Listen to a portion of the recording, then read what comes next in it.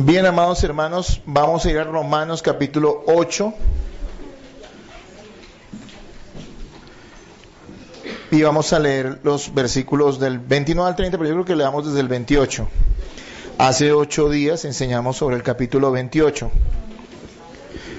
La serie que ya pronto terminará en los capítulos 6, 7 y 8 de Romanos, estamos hablando de la seguridad de la salvación, entendiendo la nueva relación que tenemos los cristianos con el pecado, que es una relación de enemistad, entendiendo que el pecado aún mora en nuestra vida, pero que no reina, ¿sí?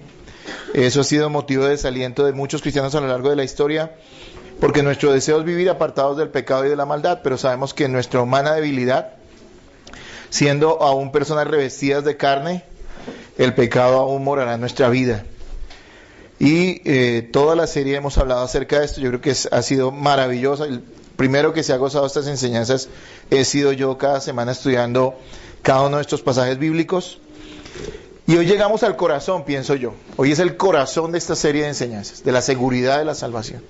Y usted lo va a ver por qué. Entonces vamos a leer 8, 28 al 30. Dice: y sabemos que a los que aman a Dios todas las cosas les ayudan a bien, esto es, a los que conforme a su propósito son llamados. Porque a los que antes conoció, también los predestinó para que fuesen hechos conforme a la imagen de su Hijo, para que Él sea el primogénito entre muchos hermanos. Y a los que predestinó, a estos también llamó, y a los que llamó, a estos también justificó, y a los que justificó, a esos que... Yo creo que usted lean el 29 y el 30 fuerte, claro, entonadito, hermano, porque es maravilloso este pasaje. A ver, ahora, por favor.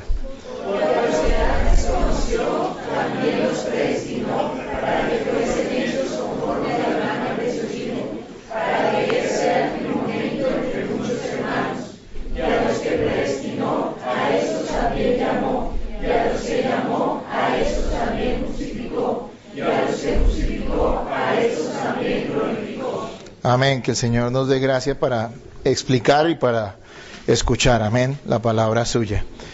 Amados hermanos, durante muchos siglos se ha discutido si un verdadero cristiano puede o no perder la salvación. Ha sido un tema como álgido en muchas iglesias. Si alguna persona que verdaderamente haya sido cristiana en algún momento puede perder la gracia que le fue dada en la cruz, ¿sí? Ese tema ha estado en discusión. Yo quiero decirles que durante muchos años yo crecí pues como creyente en una iglesia desde joven, con el concepto errado, como lo vamos a ver hoy en las escrituras, de que un cristiano podía perder su salvación, ¿sí? Ese concepto era inconsistente, llamo yo, o sea, no tenía realmente armonía con las escrituras, con toda la enseñanza bíblica. Y que me di cuenta de que, me pude dar cuenta de que dependía del concepto de cada iglesia y de cada pastor en qué punto ellos definían que un cristiano perdía la salvación, pero no tenían ninguna prueba bíblica, ¿no? Entonces eran los que decían, bueno, si usted es cristiano verdadero, pero en algún momento robó a alguien, entonces pierde la salvación. Pero entonces, ¿cuánto es el monto? No, si robaste 100 pesos, no, pues yo no creo, decían, ¿no? Pero si robaste 1.000.000, sí, de pronto ahí sí ya pierde la salvación, ¿no? Había otros que eran más liberales y decían, no, la única manera en que pierda la salvación es que tú reniegues de Cristo después de haber conocido, haber creído en Él. Si reniegas de Cristo, en ese momento pierde la salvación. Y conocí también iglesias muy legalistas donde decían, si usted tiene un mal pensamiento, ya en ese momento perdió la salvación. O sea que hay una exageración, algo completamente contrario a las Escrituras, y que yo mismo me di cuenta, ¿no? Porque, como les dije, yo crecí con este concepto. Sin embargo, al estudiar la Biblia, porque nuestro concepto no debe ser tradicional ni de ninguna denominación, nuestro concepto debe ser apegado a las Escrituras, a la Biblia, y la Biblia muestra claramente que los cristianos tienen seguridad eterna. ¿Por qué? Lo acabamos de leer en este pasaje, porque ellos son parte de un propósito eterno de Dios. Si dependiera de nosotros, les tengo noticias, nadie sería salvo. Si como algunos erróneamente piensan que Cristo al morir en la cruz murió por todo el mundo, pero que lo que hace es darle una oportunidad a la gente de que crea o no crea, les tengo noticias, nadie creería en Cristo. Y si dijéramos que alguien creía, la Biblia lo sabemos porque la Biblia nos dice que el hombre está muerto espiritualmente, Efesios capítulo 2. Pero suponiendo dentro de la mentalidad de estas personas, una mentalidad que yo tuve y de la cual tuve que arrepentirme, porque fui a las Escrituras y entendí lo contrario, de acuerdo a la mentalidad de estas personas, de alguna manera pudieran creer, entonces no creo que duraríamos más de 1 o 2 días o 1 o 2 horas conservando esa salvación si dependiera de nosotros. Recuerde que lo que Dios exige para que alguien pueda entrar al reino de los cielos es la perfección y nada menos que la perfección. Y esa ningún hombre la podrá adquirir ni la adquirirá jamás. Esa perfección la encontramos ¿en quién? En Jesucristo nuestro Salvador, y por medio de Él y la fe en Él es que somos salvados. Amén. Entonces, hermanos, hace 8 días hablamos, el tema fue todas las cosas nos ayudan para bien. Ese versículo 28, yo vuelvo y lo leo rápidamente, dice: y sabemos que a los que aman a Dios todas las cosas les ayudan a bien, esto es a los que conforme a su propósito son llamados. Y básicamente la idea allí es que cada aspecto de nuestra vida está en manos de Dios y será usado por el Señor para manifestar su gloria y hacer realidad nuestra bendición eterna. Es decir, Dios usará cada circunstancia agradable y desagradable en nuestra vida, en la vida de los renacidos, de los que tienen verdaderamente a Cristo, para formar al Señor, a Cristo en sus corazones, lo cual es el bien supremo, ¿no es cierto? Dice que todas las cosas ayudan a bien. ¿Cuál es ese bien? El bien es el bien supremo, Cristo. Dios hará que todas las cosas que pasan en nuestra vida, agradables y desagradables, confluyen en una sola cosa: que Cristo sea formado en nosotros y lleguemos a ser su plena imagen, ¿sí? Que es el propósito de los creyentes. De eso vamos a hablar también hoy un poquito sobre eso. Así que, hermanos, hay que desvirtuar todas esas falsas enseñanzas que usan este pasaje para, primero, número 1, aplicárselo a todo el mundo, porque aquí eso no lo puede aplicar a usted un inconverso. Porque aquí dice claramente que es a los que aman a Dios y a los que conforme a su propósito que son llamados. Esto no es para toda la humanidad, esto es para el grupo de personas que verdaderamente han sido regeneradas y salvadas por Dios. Amén. Y número 2, tampoco está diciendo aquí que si tú pierdes un trabajo es porque Dios te va a dar uno mejor, porque eso no está enseñando este pasaje. ¿Sí me voy a entender? Ni está diciendo que Dios tenga que compensarte de alguna manera, porque como te fue mal en la vida en algunos aspectos, entonces va a tener que compensarte en esta misma vida en otros aspectos. Bájese de esa idea de la compensación que no es cristiana en ninguna medida. Si fuera por compensación estaríamos perdidos. Hemos recibido gracia sobre gracia, hermano, solamente. Y todo lo que tenemos no lo merecemos. Eso todos los días yo lo tengo presente en mis oraciones. Señor, gracias, porque todo lo que yo he recibido no lo merezco. No merezco la familia que tengo, no merezco los hijos que tengo, no merezco la esposa que tengo, no merezco el llamado que tengo, no merezco las alegrías que tengo en mi vida. Todo ha sido, ¿qué? Gracia. Amén. Entonces, hermanos, ese fue el tema de hace 8 días. Hoy yo quiero que hablemos acerca de el corazón de la seguridad de la salvación. Yo le puse un nombre que es Rumbo a la Gloria. Me gustó ese nombre, suena chévere. Rumbo a la Gloria. Así vamos los creyentes. Amén. Y ese rumbo a la gloria es inevitable, de acuerdo a lo que entendemos en este pasaje en el día de hoy. Así que, hermanos, muchos dudan o tienen ideas cerradas acerca de si un cristiano puede o no perder la salvación.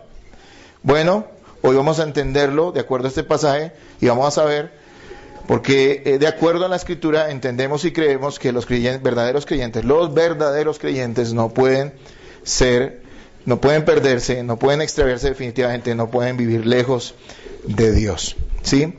Y yo voy a dividir en 2 puntos esta enseñanza. Lo primero que quiero que hablemos es, basados en estos versículos, ¿cuál es el propósito de la salvación? Porque allí no lo dice, ¿sí?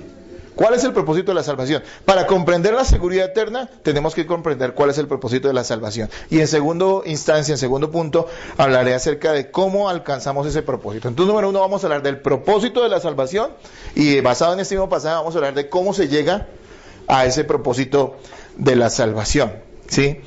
Muy importante, como creyentes, que comprendamos cuál es el propósito de la salvación, porque existen muchas ideas falsas acerca de qué somos salvados y por qué y para qué somos salvados, ¿no? Entonces, hoy parece que la gente le enseñan o le dicen que van a ser salvados de la ruina económica, o que van a ser salvados de la ruina personal, o que van a ser salvados de una vida con baja autoestima. Todo eso es basura, tengo que decirlo. No tiene ningún apoyo en la Escritura, ¿sí? Por el contrario, la Biblia nos habla aquí acerca de por qué o para qué hemos sido salvados, amén. Yo quiero decirles de qué somos salvados, antes que nada, de qué somos salvados, ¿no? Somos salvados ante todo de nosotros mismos, de nuestra pecaminosidad y maldad que nos hace enemigos de Dios y nos conduce hacia la destrucción. Anote eso en su cabeza, en su corazón, o en el papel que tiene. Somos salvados ante todo de nosotros mismos, de nuestra pecaminosidad y maldad que nos hace enemigos de Dios y nos conduce hacia la destrucción. De eso somos salvados. Somos salvados de las consecuencias de nuestro pecado, que resumiéndola así grandemente, ¿qué es? Básicamente, enemistad con Dios. Somos pecadores y estamos enemistados con Dios. De eso somos salvados cuando Cristo nos salva. Somos salvados de la esclavitud al pecado, porque lo hemos visto en Romanos. Hemos sido, ¿qué? Antes, y si usted no es creyente verdadero, usted es un esclavo del pecado. Usted no puede dejar de pecar. Ama el pecado. Y eso éramos los que ahora somos creyentes, los que por gracia hemos sido salvados. Y hemos sido salvados de la esclavitud del pecado y también hemos sido salvados de la condenación eterna. Hay mucha gente que solamente le enfoca en el hecho de que eres salvado del infierno o no eres salvado del infierno. ¿Quieres ir al cielo o quieres ir al infierno? Esa enseñanza o esa predicación así es incompleta. Porque resulta que lo que Dios nos tiene que salvar es del pecado que mora en nuestra propia vida y en nuestra propia maldad. El infierno, la condenación eterna es una consecuencia de ello, ¿sí? Hay gente que quiere ser salvada del infierno, pero no quiere ser salvada de su pecado, ¿sí o no? ¿Sí o no?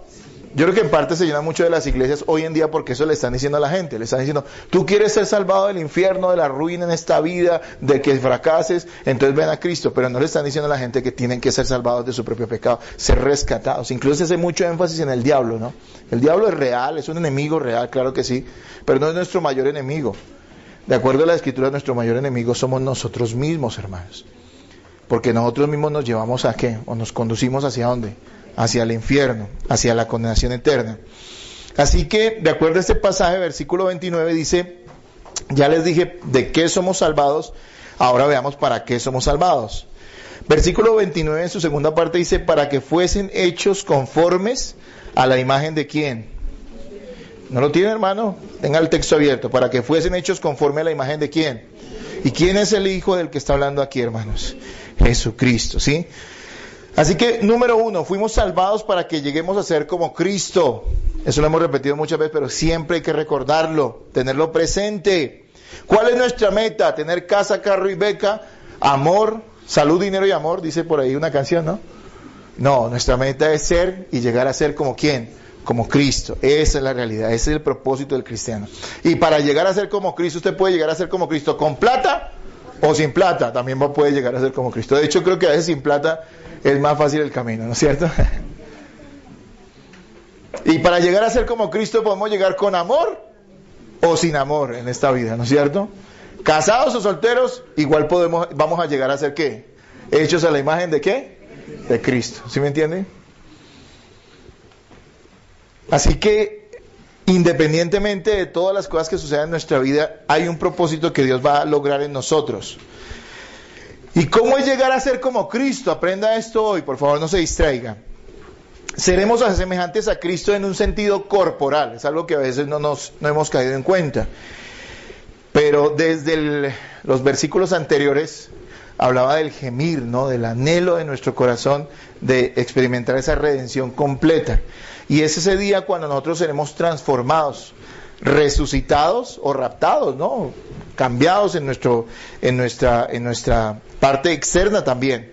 ¿A la imagen de quién? De Cristo. Así que seremos semejantes a Cristo en un sentido corporal. La resurrección nos dará un nuevo cuerpo inmortal e incontaminado, como el cuerpo de Cristo. Así que imagínese usted y yo hoy, tal vez no seamos muy atractivos, hermanos, ahí me incluyo yo, ¿sí? Tal vez no seamos las personas más agraciadas, pero sabe que recibiremos un cuerpo nuevo, un cuerpo número 1 inmortal y un cuerpo completamente puro, libre de pecado y de pecaminosidad. Tenga el dedo allí en Romanos capítulo 8 y yo quiero que vayamos a Filipenses 3:20. Filipenses 3:20. Pero acuérdense que el texto es Romanos 8, ¿listo? Filipenses 3:20. ¿Lo tienen, amados hermanos? Vamos a leerlo hasta el 21. Mire lo que dice acá la palabra. Mas nuestra ciudadanía está en los cielos, de donde también esperaremos al Salvador, al Señor Jesucristo, el cual transformará el cuerpo de la humillación nuestra. Mire cómo describe este cuerpo carnal, para que sea semejante al cuerpo de la gloria. ¿Qué? ¿De quién? ¿Suya de quién es? De Cristo, por el poder con el cual puede también sujetar a sí mismo todas las cosas. Hermano, esto es glorioso. ¿No es cierto? Hay unos que dicen, yo estoy esperando la bendición del Señor. Hermano, espere esta más bien, que es segura. Yo no sé las demás, pero esta es segura. Su cuerpo será transformado a un cuerpo glorioso, semejante al cuerpo de Cristo, ¿sí? Entonces a eso se describe, a eso nos referimos cuando hablamos de que seremos semejantes a Cristo. Pero lo más importante es que seremos semejantes a Cristo en un sentido espiritual, ¿sí? Aunque sin divinidad, porque hay muchas doctrinas torcidas hoy en día que dicen que los cristianos somos diositos, lo cual es una blasfemia, ¿sí o no? Somos dioses pequeños, hay cada tonto que predica, que dice esas cosas. No, sin divinidad, pero sin embargo seremos perfectos interior y moralmente, espiritual y moralmente, ¿sí? Ya no habrá pecado en nuestra vida, disfrutando de una comunión perfecta con el Señor por la eternidad. Ya no habrá nada que nos impida estar frente a frente con el Señor en una comunión perfecta, en un amor perfecto, en una unidad perfecta, una armonía perfecta con el Señor, espiritualmente y, como lo acabamos de decir, corporalmente.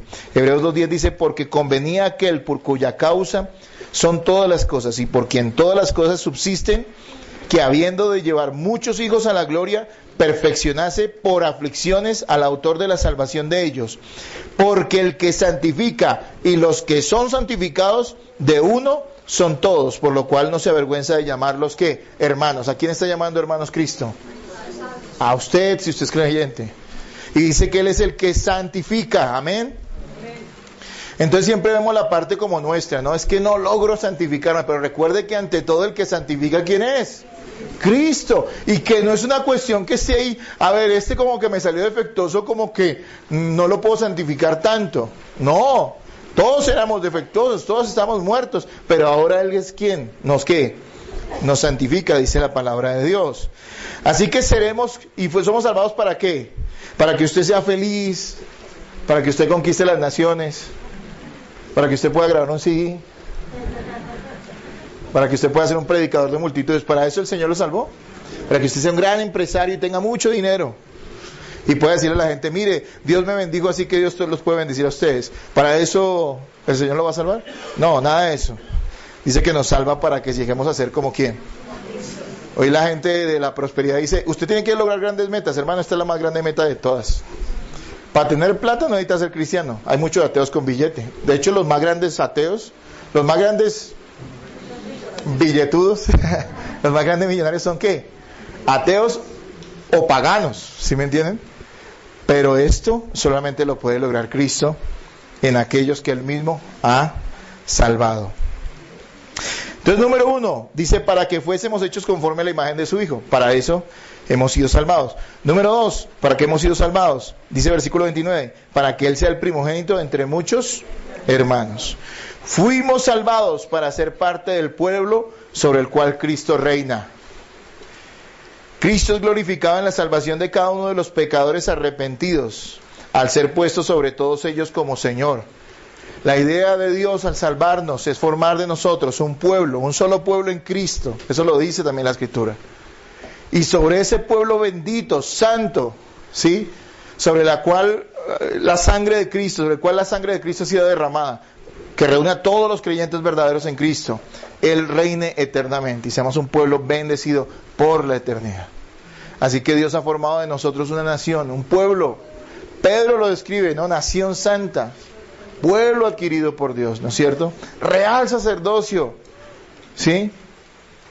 Está diciendo allí que nosotros somos somos herederos de esa simiente, la simiente es Cristo, amén.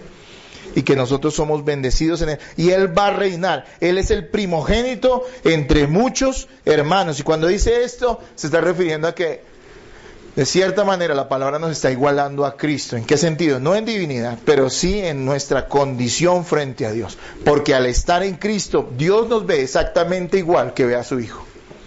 Es una cosa que a veces nos cuesta creer porque nos conocemos, pero esto es una verdad absoluta en la palabra de Dios. Si no fuera así, si Cristo no lo viera a usted con la perfección, si Dios no lo viera a usted con la perfección que tiene Cristo, usted jamás podría ir al cielo. Es por esa gracia, es por esa bendita gracia que nosotros podemos estar seguros hoy. Hermanos, el propósito de Dios es hacernos semejantes a Cristo con el fin de crear una gran humanidad redimida y glorificada sobre la cual Él va a reinar y tener señorío para siempre. Saben que cuando una nación tiene buenos gobernantes, y eso no se ve muy seguido, eso es muy raro, pero cuando una nación tiene buenos gobernantes, aquí no hay uno, pero en otros países sí, tiene buenos gobernantes, las naciones son bendecidas. Ahora, no estoy hablando aquí de política, ¿no? Eso no me interesa ese tema. Sino estoy hablando de tomar esto como una ilustración. Han habido buenos gobernantes en ciertas naciones y han logrado que sus países progresen y que la gente tenga un mejor estilo de vida. Yo quiero decirles que el gobernante de los gobernantes, el Rey de Reyes, el Señor de Señores es ¿quién? Jesucristo, y Él va a reinar sobre nosotros. ¿Usted se imagina usted y yo allá? ¿Puede imaginarse esa belleza, hermanos? Cristo nuestro Rey, nosotros súbditos de ese reino perfecto, hermano. Esto es para darle gloria al Señor eternamente. Ya no estaremos en medio de un mundo corrompido. Nosotros salimos de acá y hay amenazas en cada esquina, amenazan nuestra fe, amenazan nuestros valores como creyentes. Si tú eres un verdadero cristiano, seguramente habrá gente que se habrá hecho tu enemiga simplemente por ser creyente. Ya no habrá eso. Ahora todos seremos hermanos y Cristo será el primogénito de todos nosotros. Para eso hemos sido salvados. ¿Quiere más? Yo creo que no, ¿no es cierto? Esto es maravilloso. Hay una esperanza maravillosa. ¿Cuánto viviremos en esta tierra? Yo ya tengo 40, voy por la mitad de mi vida, y eso si Dios me concede 80. ¿Sí? No sé si llegue a los 80. Pero ¿sabe una cosa? Valdrá la pena cada día que viva de aquí en adelante, esperando esta preciosa promesa que esperaron todos los hombres de Dios. No pasivamente, porque algunos creen que es venir a la iglesia, sentarse a alabar al Señor. No, hermano, activamente, sirviendo al Señor, aportando al Señor, a la obra del Señor, evangelizando, compartiendo el evangelio, siendo luz a muchos, hermanos. Amén. Qué bueno es eso, y eso es lo que nosotros debemos ser. Entonces, número 1, hemos acabado de ver para qué o cuál es el propósito de la salvación. Y entonces ahora entremos en el segundo punto de esta enseñanza, que quiero que ustedes comprendan. ¿Cómo llegamos a alcanzar ese propósito? El propósito es que llegar a ser como Cristo, ser parte del pueblo de Dios, del pueblo escogido de Dios. Ahora, ¿cómo llegamos allá? Estos versículos del versículo del 29 y 30, algunas personas estudiosas de la palabra los han llamado la cadena de oro de la salvación. ¿Sí? Porque es un proceso inquebrantable hecho por Dios en cada creyente. Es como una cadena con eslabones firmes y sólidos que se entrelazan para lograr ¿qué? La salvación de uno de los escogidos de Dios. Volvamos a leer el pasaje para que refresquemos lo que acabamos de entender. Porque a los que antes conoció, también ¿qué? Mírenlo primero, a los que primero ¿qué? Conoció, también ¿qué? Segundo, para que fuesen hechos conformes a la imagen de su Hijo, para que Él sea el primogénito entre muchos hermanos, y a los que predestinó, estos también ¿qué? Y a los que llamó, estos también ¿qué? Y a los que justificó, estos también ¿qué? Ahí están las 5 eslabones de esta cadena, ¿no es cierto? Ahí están las 5 verdades, las 5 cosas que componen esta cadena de oro de la salvación, que está completamente entrelazada, ¿sí? Algo que quiero que veamos interesante en este pasaje es que está hablando en tiempo ¿qué? Pasado, presente o futuro. Mírelo, en tiempo pasado. Y está diciendo que estas cosas han sucedido ya aquí nos está refiriendo a la óptica de Dios, a la óptica real, ¿sí? A veces la gente ve desde su óptica humana y nuestra manera de ver es muy sesgada, muy pequeña, muy ciega, ¿sí? ¿Sí? Alguien dice, yo escogí a Cristo, pues eso es lo que él cree porque lo que vio, pero la realidad aquí nos está diciendo algo más profundo, y es lo que Dios ha hecho en nuestra vida. Y la seguridad no va a estar en nosotros, la seguridad va a estar en ¿quién?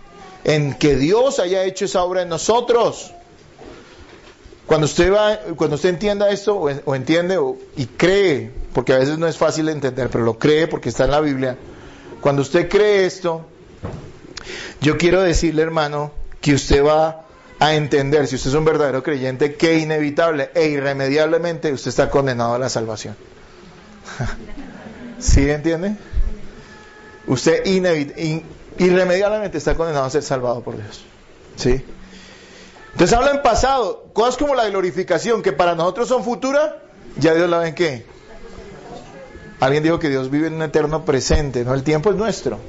Sol, luna, relojes, eso es nuestro. Pero Dios vive en un eterno ¿qué? Presente. Bien, hermanos, entonces, si la salvación dependiera en alguna ínfima manera de los hombres, nadie sería salvo, nadie llegaría a la glorificación. Pero bendito sea el Señor, que depende totalmente de ¿quién? De Él. ¿Cuántos pueden decir amén? Amén. Vamos a ver cuáles son esas cinco eslabones, esas 5 verdades esenciales, sin las cuales nadie podría ser salvo. Estos 5 vasos, tal vez llamarlo así, son una unidad indisoluble y codependiente. O sea, es decir, esos eslabones están completamente ¿qué? Sellados. Y sin conocimiento, elección divina, no puede haber predestinación. Y sin predestinación no podría haber ¿qué? Llamamiento, ¿sí? Para que lo comprendamos. Así que no son cosas que podamos escoger o que alguien en medio del camino se metió. No fue elegido, pero se metió dentro de la predestinación, ¿sí me entienden? No cabe. Yo quiero que ustedes entiendan que esto es un proceso que Dios hace en la vida de aquellos que han de ser salvados por Dios. Amén. Bien, empecemos. ¿Qué dice al principio? Dice, porque a los que antes ¿qué? Bueno, interesante que la palabra los que antes se refiere a algo que ha acontecido en la eternidad ¿qué? Pasada. Algo que sucedió antes de que no solamente la tierra fuera creada, sino el mismo universo.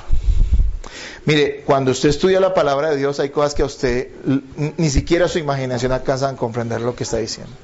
Es algo tan glorioso, tan maravilloso que ni siquiera podemos comprender su dimensión. Pero mire, lo que está diciendo aquí es que Dios conoció de antemano, desde la eternidad pasada, antes de que todas las cosas fueran creadas, a los que Él salvaría. Sabemos que Dios conoce todas las cosas en detalle, pero aquí no se refiere a simple saber pasivo e intelectual.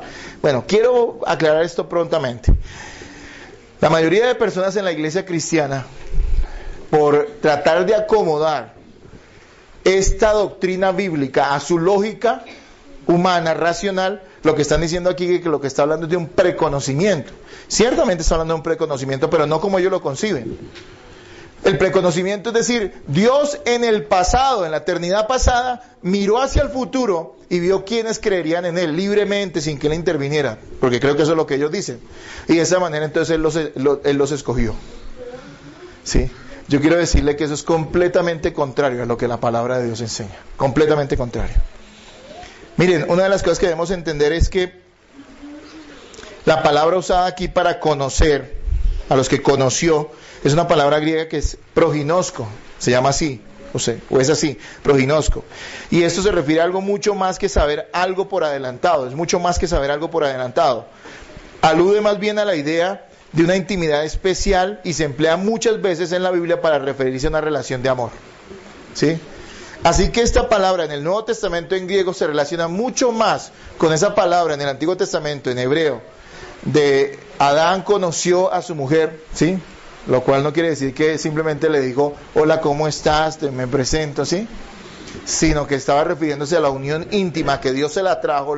Dios, primero que casó a alguien fue Dios, ¿no? El primer ministro, ¿no? Y los casó a ellos y ellos tuvieron intimidad, ¿sí?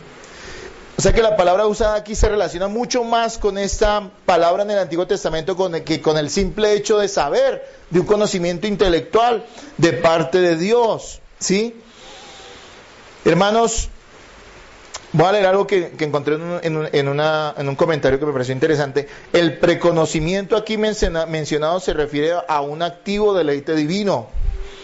Indica que Dios, en su propia soberana complacencia, señaló con su amor a ciertas personas, las cuales no habían nacido todavía, reconociéndolas gozosamente como suyas propias, escogiéndolas para vida y gloria eterna. La pregunta es si tú crees lo que muchos tal vez bien intencionados pero equivocados, creyentes, piensan de que fue que Dios antes miró. Entonces, ¿quién escogió a quién? Me pregunto yo. La Biblia habla de elección, ¿no es cierto? La Biblia dice que es Dios quien escoge a sus hijos. Eso es claro en la Escritura. Podemos ver varios argumentos. Juan 6:44 dice: ninguno puede venir a mí si el Padre que me envió no le trajere, y yo le resucitaré en el día postero. ¿Qué está diciendo acá? Que ninguno puede venir ¿a quién? A Dios, a Cristo. Si el Padre, ¿qué? No se lo da, no lo trajere. ¿Sí? Entienda, nadie. La iniciativa no está en el ser humano, la iniciativa está en ¿quién? En Dios, la iniciativa de la salvación. Hay un pasaje que muchas veces la gente lo lee, pero no lo entiende completamente, o solamente le da un enfoque recortado. Mire lo que dice Efesios 2:8: porque por gracia sois salvos por medio de la fe, y esto no de vosotros, pues es don de Dios. ¿Qué es lo que no es de nosotros y qué es un don de Dios de acuerdo a ese pasaje? No, la fe. La fe. Es decir, ¿sin fe alguien puede ser salvo? ¿Sin fe alguien puede ser salvo? Y dice que la fe es un don de Dios. O sea, los dones de Dios no se los da a todo el mundo. Los da específicamente a personas en particular. Y dice, esa fe es un don de Dios y eso no es de ustedes. Y más adelante dice, para que nadie ¿qué? Se gloríe. Entonces, hermanos, aquí nos está diciendo una sola cosa y se lo digo de una manera clara. Dios ha elegido desde la eternidad pasada a aquellos que creerían en Él. Y Él es el que les ha dado la fe y Él es el que los ha llevado a Cristo. Eso quiere decir que si usted es un creyente verdadero, no debería entristecerse por muchos que se han ido a la eternidad sin Cristo, porque igual los culpables de su pecado y los responsables por su pecado son ellos y solo ellos. Usted debería de esta hora alegrarse porque usted ha venido a Cristo no por casualidad, no por un accidente, no porque a usted le pareció, no porque usted era buena gente, sino porque Dios lo amó, pensó en usted antes de crearlo, antes de darle vida, antes de que el universo fuera creado, antes de que la luna existiera. Dios sabía quién era usted, cómo lo iba a crear, en dónde lo iba a poner y cómo lo iba a salvar, y lo iba a salvar. Amén. Yo no sé si usted se goza en eso, pero a mí me emociona, por eso estoy un poquito hablando duro. Porque es que eso no se puede decir, sí, Dios nos escogió en Cristo. A las personas les cuesta mucho creer en esto, ¿sabe por qué? Porque el evangelio de hoy es humanista, centrado en los hombres. No concebimos de ninguna manera que Dios pueda salvarnos aparte de nosotros mismos. ¿Y saben cuál es la semilla de todas las religiones? Ese concepto. ¿Qué hace el cristianismo verdadero diferente al resto de las religiones? Católicas y evangélicas, porque muchos de los evangélicos ya son esos religiosos. Lo que los hace diferentes es esto: entender que la salvación es de Dios de principio a fin. Y que solo la fe en Jesús salva, solo eso. Y esa fe nos la ha dado el Señor. Tal vez usted diga, porque no ha entendido la Biblia todavía, porque no la ha estudiado a conciencia, diga, no, pero yo fui el que tomé la decisión. Eso es lo que usted piensa. Y ciertamente desde un plano de vista humano sí lo hizo, yo no estoy diciendo que no, pero le estoy diciendo que detrás de todo esto estaba la elección soberana de Dios y el poder de Dios actuando en su vida por el Espíritu Santo para vida eterna. Hermanos, cuando yo empecé a entender esto hace años, luché con esto en mi corazón y en mi cabeza. Y decía, yo no puedo creer esto. Yo no puedo creer que Dios elija. Cuando estudié la Biblia a conciencia, dije, es imposible que yo creyera otra cosa anteriormente. Es imposible que yo creyera que de alguna manera Dios está condicionado a que yo haga o deje de hacer para que Él me pueda salvar. Porque si dependiera de eso, entonces yo nunca hubiera sido salvo. Lo decía Spurgeon, ¿no?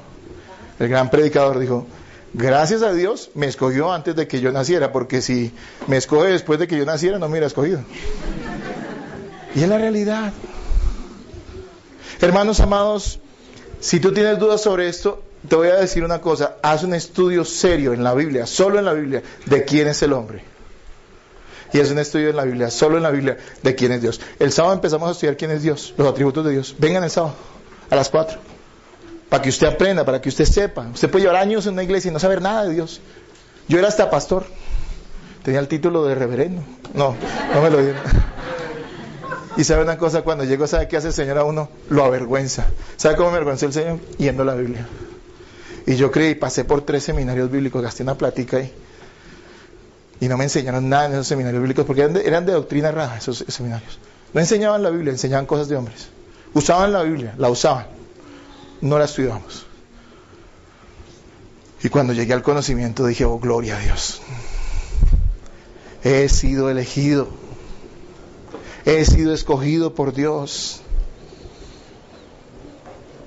Hermanos, esto es completamente acorde con lo que sigue después. Habla de la predestinación. Y el primer eslabón de esta cadena de oro de la salvación es el conocimiento de Dios, la elección divina. Cuando tú estudias quién es el hombre, sabrás que el hombre está muerto espiritualmente y un muerto no puede hacer nada por sí mismo. A veces nos dicen, para que Dios haga algo tienes que tener fe. Yo pregunto, ¿qué es más milagro? ¿Que Dios sane un cáncer o que Dios resucite un muerto? ¿Qué creen ustedes? ¿Qué creen ustedes? Yo creo que es más difícil resucitar a un muerto. Yo quiero decirle que Dios resucitó, que Jesús resucitó a Lázaro y Lázaro no podía tener fe porque estaba muerto. Y eso se asemeja mucho más a la salvación que cualquier otra cosa. Cuando Dios hace un llamado, Efesios capítulo 2, estabais muertos en vuestros delitos y pecados. Y muerto es muerto.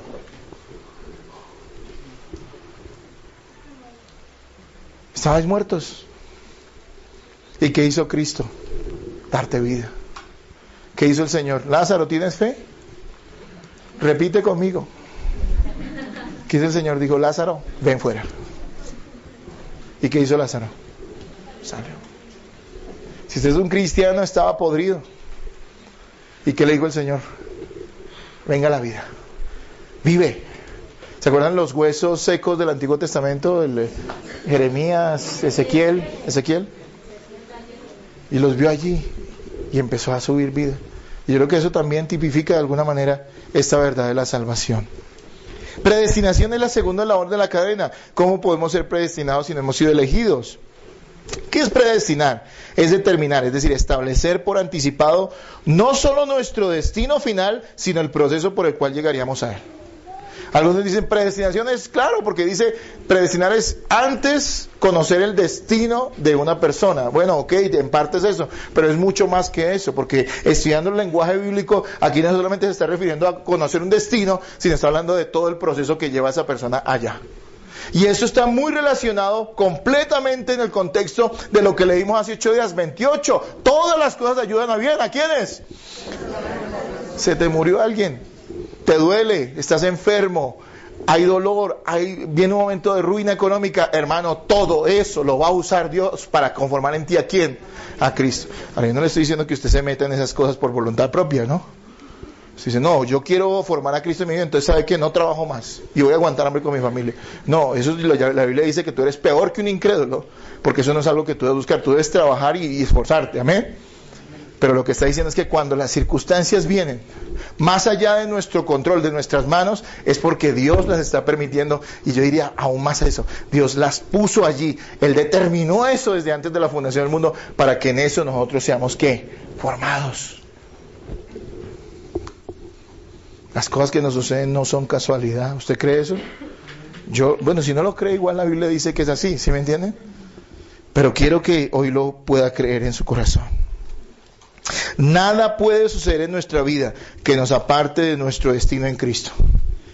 Si somos salvados, si hemos sido elegidos, si hemos sido amados, si hemos sido conocidos por Dios desde antes de la fundación del mundo, hemos sido predestinados. Hermanos, no hay nada que lo aparte de su destino en Cristo. Qué bueno saber eso, ¿no es cierto? Mire lo que dice Hechos 4, 27, 28, búsquelo. Tenga el dedito en Romanos 8, pero búsquelo. Hechos 4, 27, 28.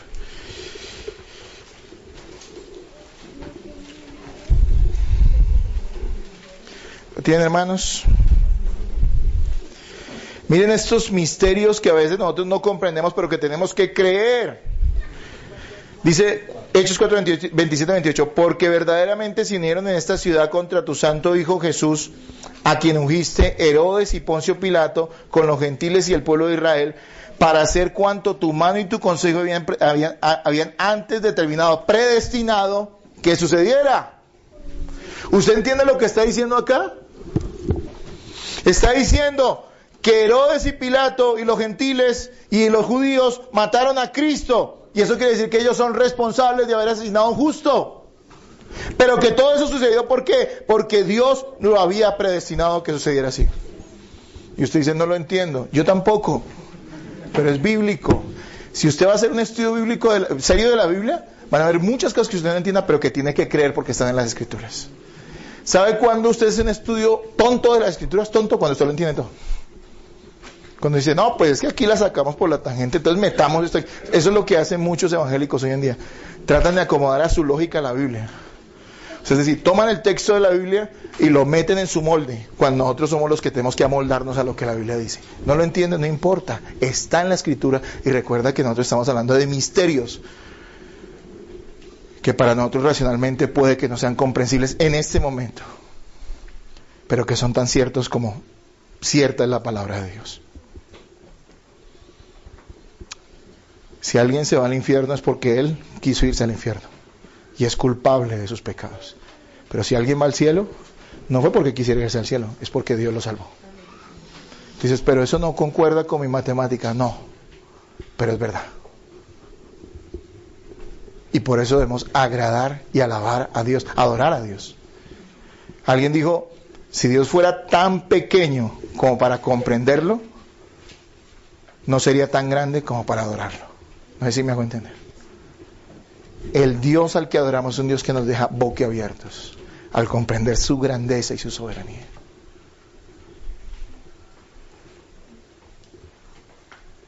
Algo que quiero siempre advertir, ¿no? Porque sé que hay gente que la trata de llevar las cosas a un extremo que no es sano. Recuerde que a quien Dios salva, Dios mismo ¿qué? Santifica. Un predestinado no querrá definitivamente apartarse del Señor. Entonces, alguien dice, a veces nos han acusado a los cristianos bíblicos de que estamos enseñando, de que la gente, le estamos enseñando esa doctrina mal enfocada que dice salvo siempre salvo. No, eso no es así. Ciertamente el que es salvado por Dios siempre lo será, eso es cierto. Pero los que dicen salvo siempre salvo, acuden a la siguiente cosa, dicen, como es salvo, entonces puede vivir de cualquier manera porque igual Dios lo va a salvar. Y eso es una doctrina y una enseñanza y un pensamiento, yo no quiero decir ni siquiera malo, sino estúpido. Disculpen que use esa palabra para que impacte allí, ¿sí? Porque resulta que el Dios que salva a alguien es el Dios que se encarga por su poder y por su gracia de santificarlo. Hermanos, mire, yo entiendo estas verdades. Y ustedes creen que yo quiero engañar a mi esposa porque digo, no, yo la puedo engañar porque igual yo soy salvo. ¿Usted cree que yo quiero hacer eso? No, yo digo ni nada.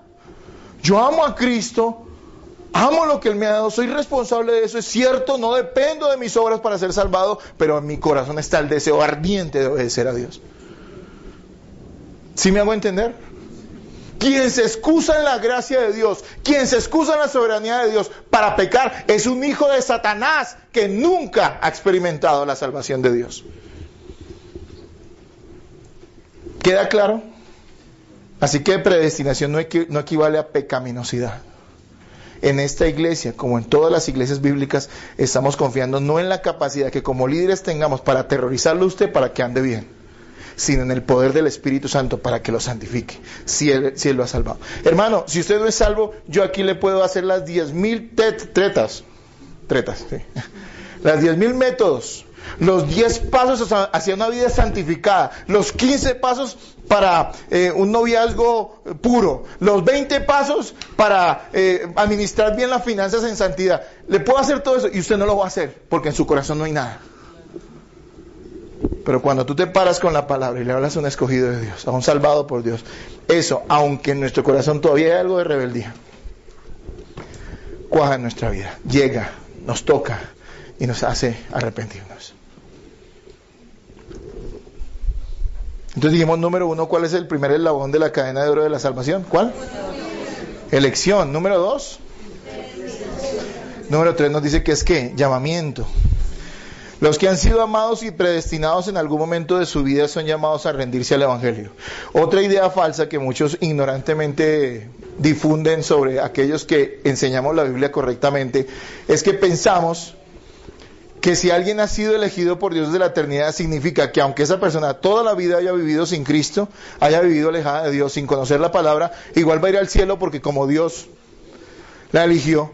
Eso es otro pensamiento, discúlpeme otra vez digo la palabra, estúpido.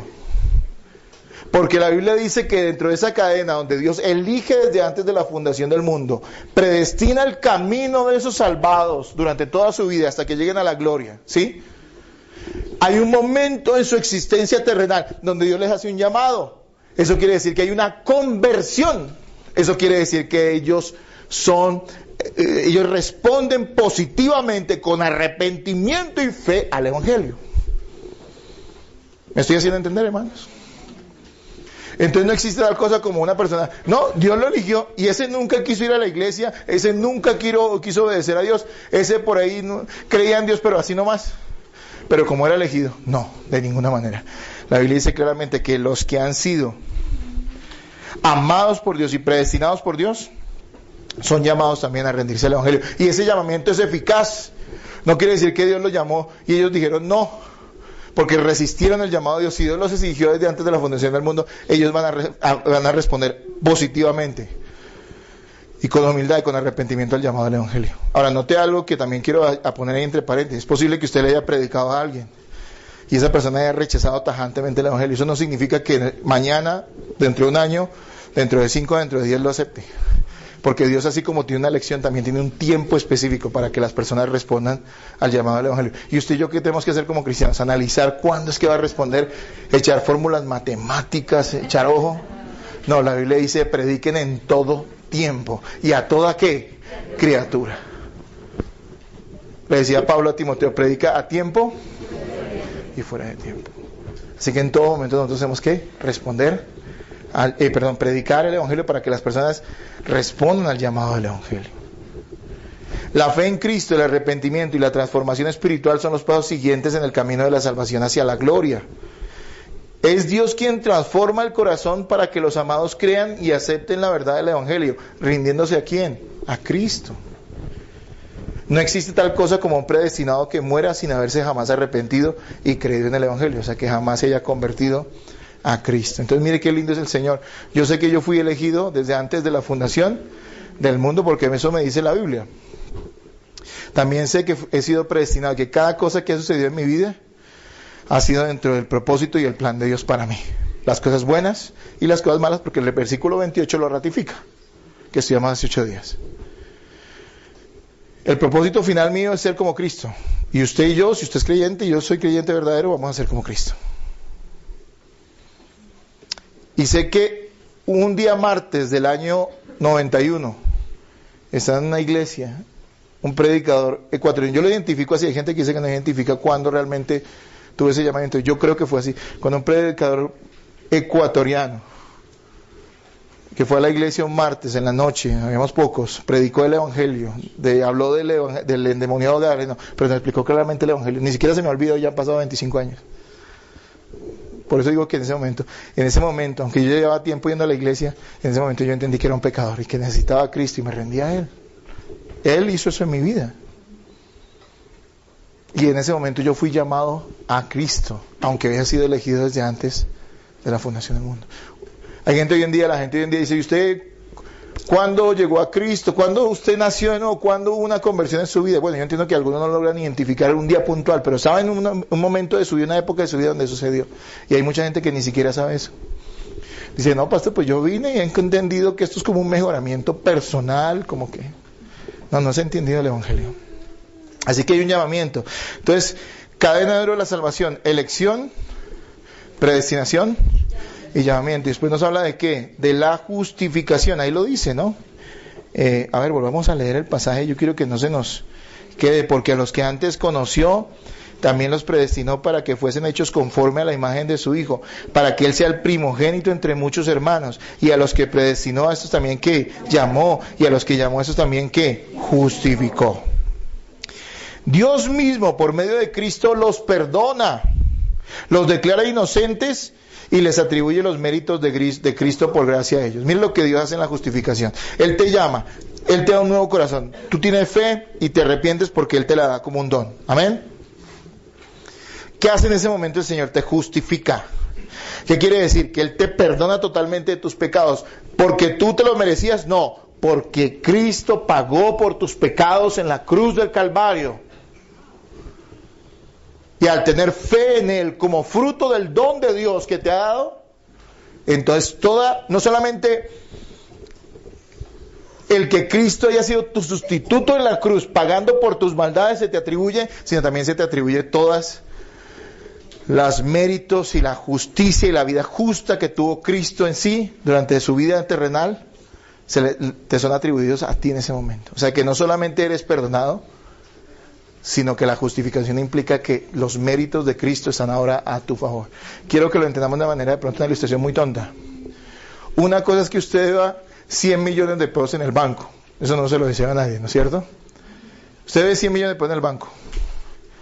Y usted tiene esa angustia porque usted no va a poder pagar eso. Yo creo que la mayoría de asalariados no vamos a poder pagar eso nunca.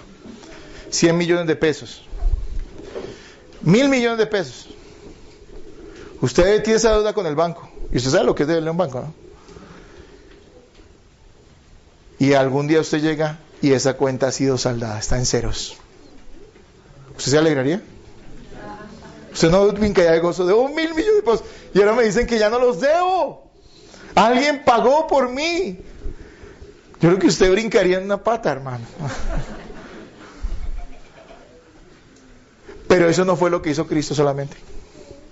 Eso no es solamente lo que hace Dios en la justificación. ¿Sabe qué hace Dios en la justificación?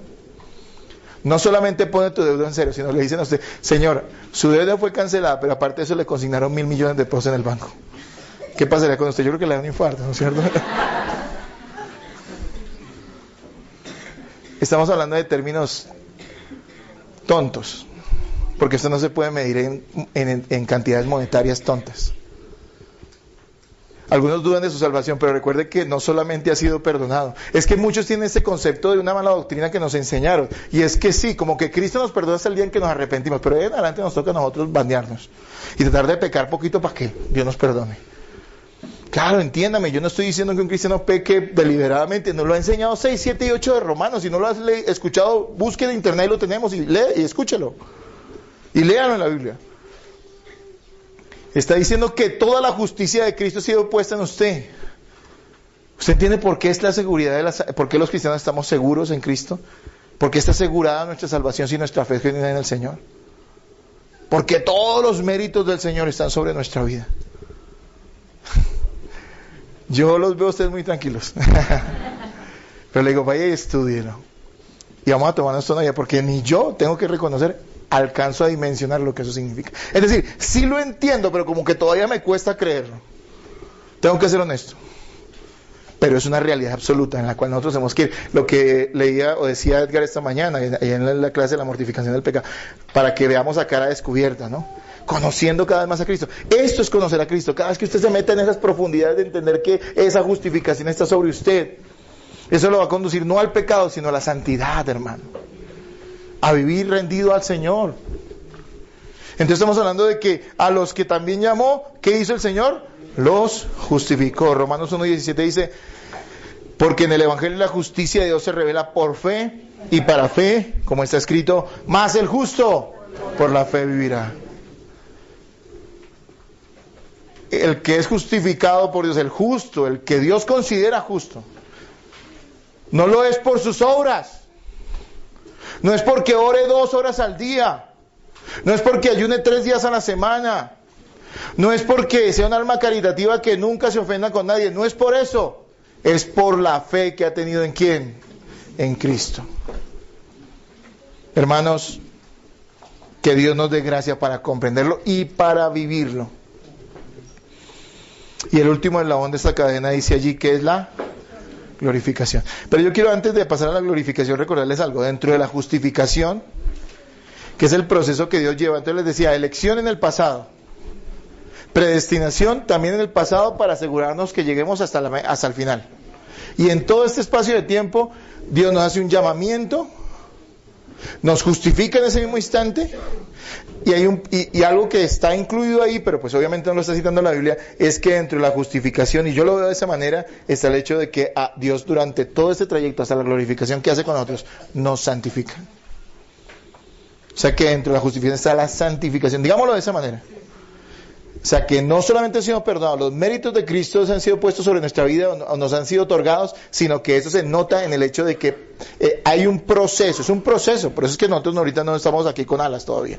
Nunca vamos a tener alas, de una vez les digo, eso no es doctrina. ¿Sí? Durante todo ese proceso vamos a ser ¿qué? Santificados hasta el día en que partamos hacia la gloria. La santificación es ese carácter de Cristo siendo formado en nosotros. Ese amar lo que Dios ama y odiar lo que Dios odia. Y hablemos de la glorificación.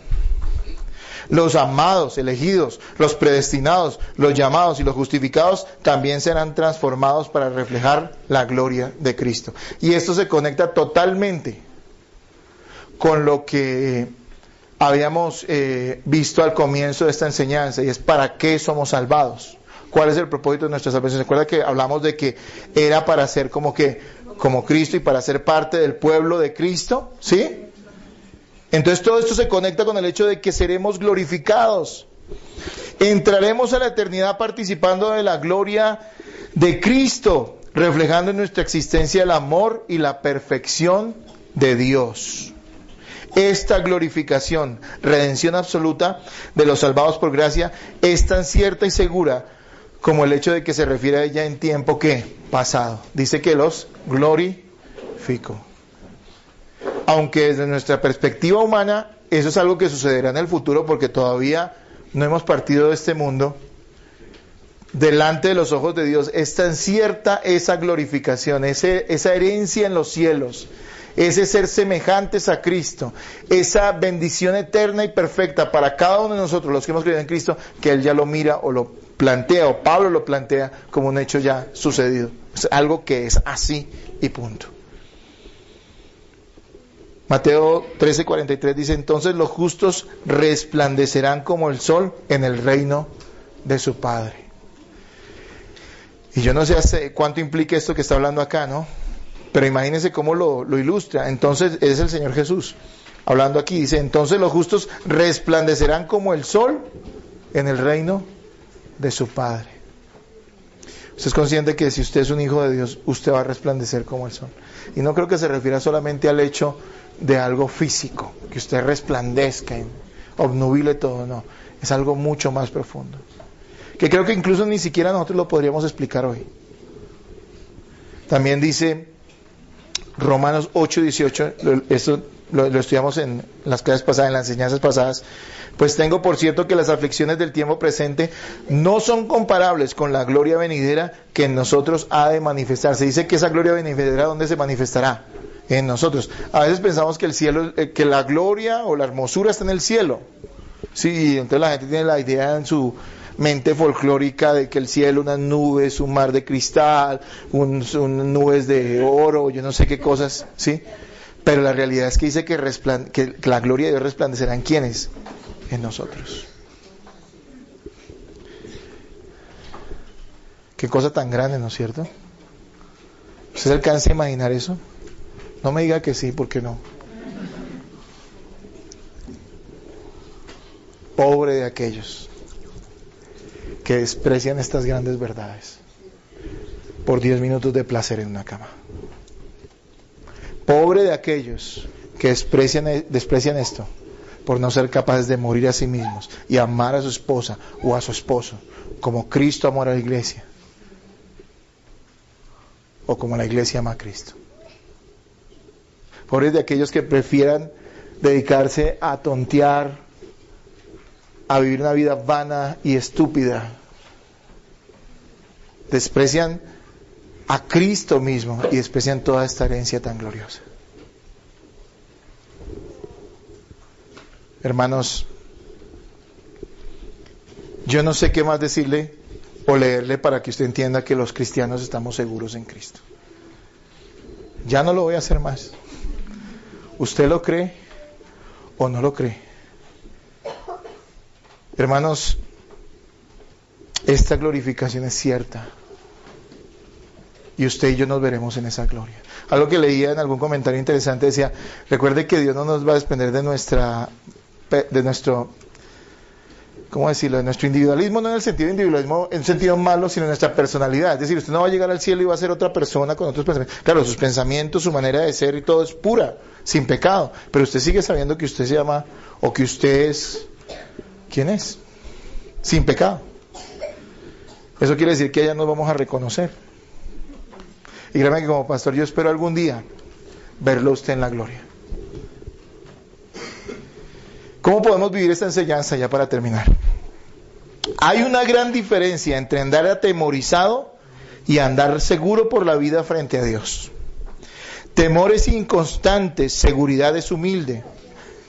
Hay gente que está intentando vivir la vida cristiana y hay otros que saben que este es el camino que Dios ha preparado de antemano para ellos. Estos últimos nunca se rendirán, pase lo que pase. Quiero decir que hay gente que está intentando vivir la vida cristiana. A mí no me gusta la gente que intenta las cosas, quiero decírselo en general. Porque cuando alguien te dice a ti voy a intentarlo, esa gente ya fracasó y no lo va a hacer. Es mentira. Simplemente te está dando contentillo. El que dice yo lo voy a intentar es porque no lo va a hacer. Porque la primera fracaso que tenga, el primer tropiezo, el primer obstáculo se va a rendir y va a volver atrás. En cualquier aspecto de la vida, en un trabajo, en el estudio, en cualquier cosa. ¿Sabe quiénes son los que logran las cosas? Los que dicen lo voy a hacer porque tengo que hacerlo. Y quiero hacerlo. Hay gente que está en la iglesia y está como que vamos a ver, yo lo intentar a ver cómo. Esa gente ya está afuera y posiblemente ni siquiera sean hijos de Dios. ¿Sabe cómo somos los hijos de Dios? Sabemos que este es un camino, de acuerdo a lo que vimos hoy, preparado desde antes de la fundación del mundo, para que lo caminemos hasta que lleguemos a ¿dónde? A la gloria. Quien tiene esa manera de pensar, porque es bíblica, nunca se va a rendir así le pase lo que le pase. Siempre he repetido que yo la gente que admiro no es la gente que hace grandes cosas en esta vida, en el caso de los cristianos, sino la gente que admiro son aquellos que perseveran, aquellos que después de muchos años y de muchas circunstancias tú los ves seguir en el camino. Esa gente yo la admiro. Hermanos, no lo intentes. Tienes una verdad expresada en las Escrituras y esto es para todos aquellos que confían en Jesucristo.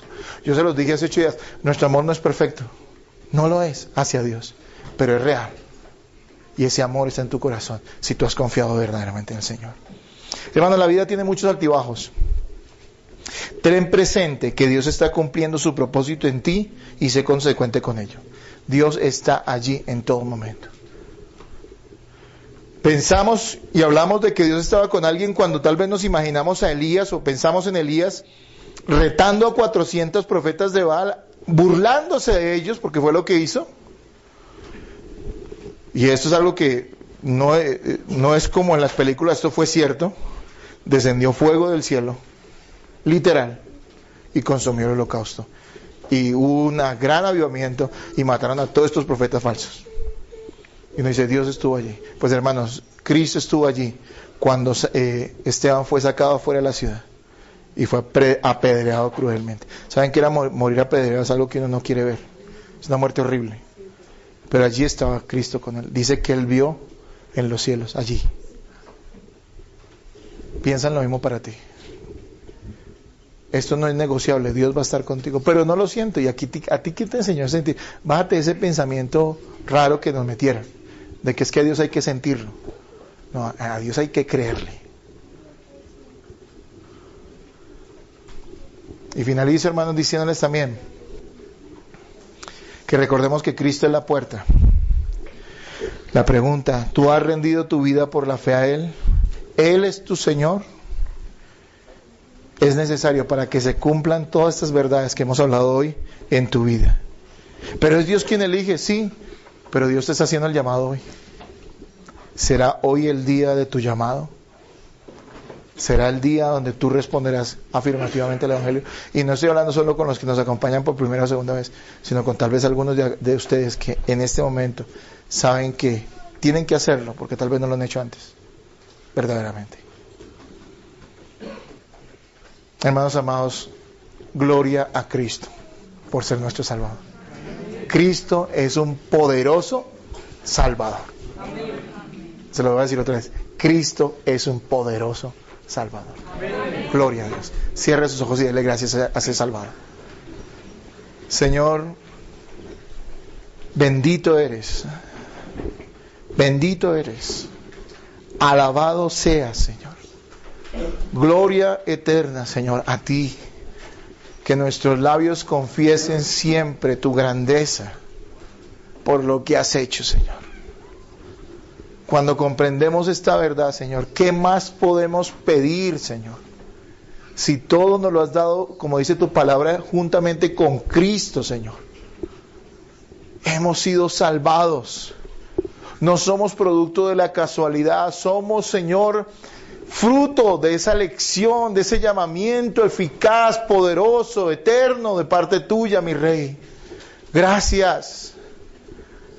Gracias por todas las cosas maravillosas que has hecho en nuestra vida, Señor, porque aun cuando no nos dieras nada en esta vida, ya tendríamos que alabarte eternamente por lo que nos has dado en Cristo. Y sin embargo estamos llenos de otras bendiciones, Señor, poderosas también. Padre, bendigo tu nombre. Y te pido, Señor, que todos podamos comprender y madurar en esta verdad maravillosa, que es este Evangelio glorioso.